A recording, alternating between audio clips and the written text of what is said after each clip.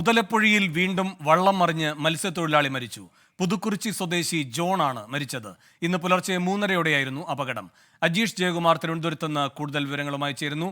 അജീഷ്, എപ്പോഴായിരുന്നു ഈ അപകടം? വള്ളത്തിൽ ഉണ്ടായിരുന്ന മറ്റുള്ളവർ നീന്തി രക്ഷപ്പെട്ടു എന്നാണ് അറിയുന്നത്. അവർക്ക് പരിക്കുകളുണ്ടോ? എന്തൊക്കെയാണ് വിശദാംശങ്ങൾ?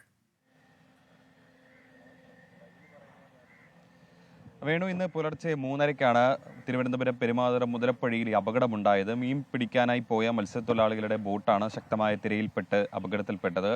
ബോട്ടിൽ 6 പേരായിരുന്നു ഉണ്ടായിരുന്നത്. ഇതിൽ 5 പേർ നീന്തി രക്ഷപ്പെട്ടു. പക്ഷേ പുതുക്കുറിച്ചി സ്വദേശി ജോൺ മാത്രം ഈ തിരയിൽ അകപ്പെടുകയായിരുന്നു. മത്സ്യത്തൊഴിലാളികളും സമീപത്തുണ്ടായിരുന്ന തീരദേശ പോലീസും ഏതാണ്ട് 2-3 മണിക്കൂർ അവിടെ തെരച്ചിൽ നടത്തിയെങ്കിലും ഏതാണ്ട് 6 മണിയോടെ ജോണിന്റെ മൃതദേഹം കണ്ടെത്തുകയായിരുന്നു.